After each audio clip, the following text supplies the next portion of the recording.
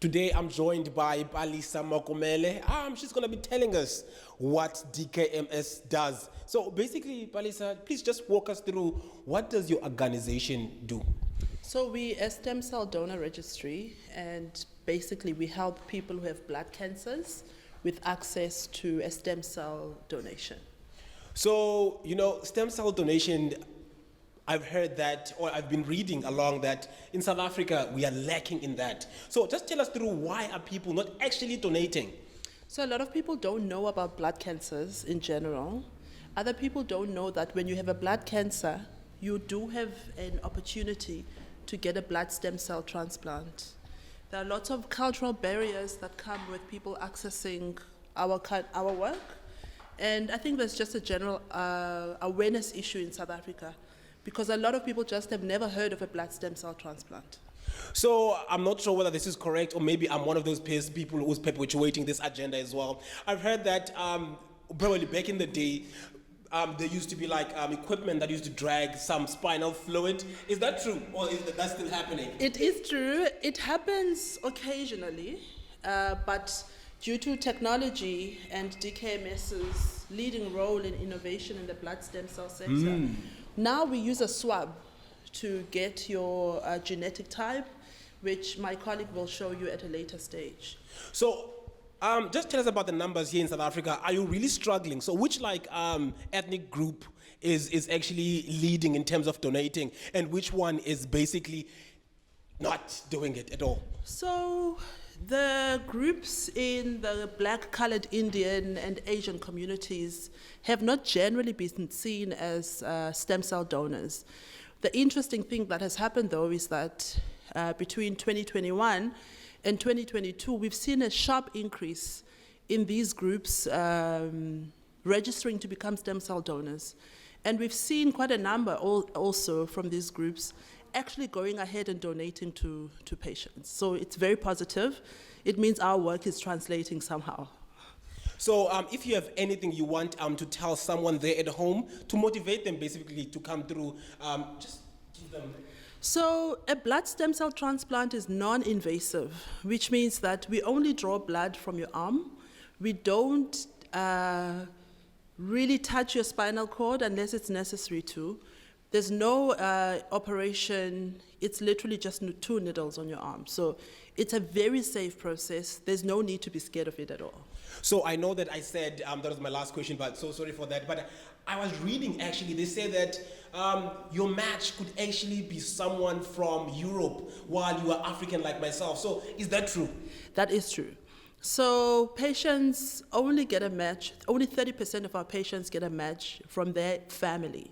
70% of our patients need a match from someone out there. So this could be a total stranger. So that is true. We need as many people as possible to register, because your match could be somewhere out there in the world. So as Palisa mentioned, her colleague actually is going to show me how they do, the testing. To actually register, you need to meet a certain criteria in order to be a blood stem cell donor. Okay, so we need healthy individuals. We do have a criteria exclusion list. You must be fairly healthy.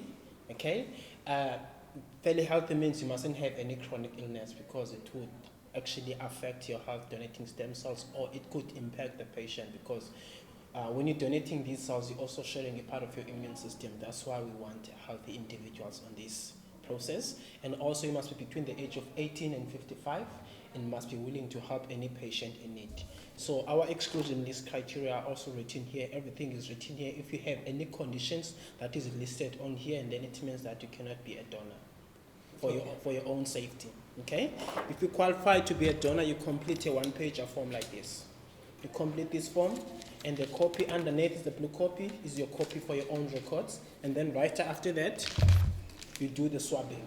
This is the 3-minute cheek swab to get your DNA samples, okay? So that we can test and see if you're not a match with the patient, okay? So there's 3, you take one, rub the inside of your cheek for 1 minute so that we can get your DNA specimen. You take it out, you hold it for a minute, you take the second one, you do the other side, 1 minute as well.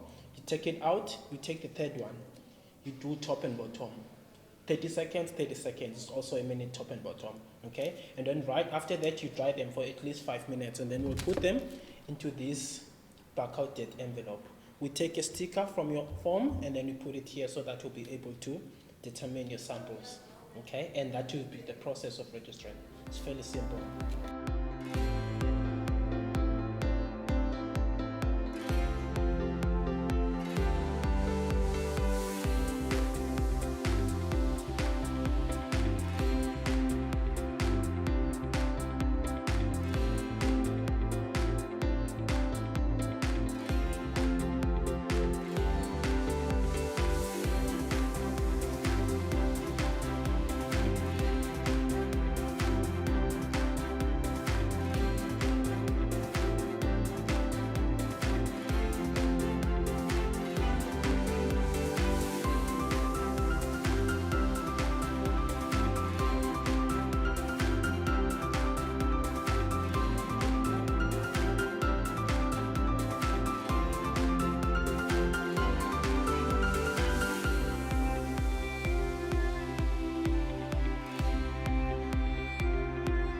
So we will send swabs your samples in a swab wallet like this to the lab, okay? And then at the lab they will test your DNA. And then once we get your results, you will receive a confirmation email that you are registered with us and that you are active on that registry as a blood stem cell donor. And then from there, you just wait for a call from us. We will only ever contact you when you found to be a potential match for the patient. Otherwise, we don't contact you if you're not a match. DKMS Africa encourages people of varying ages to enlist in the donor registry to help those in need. I am Zolani Gwabeni for the Cape Town Daily in Century City, Cape Town.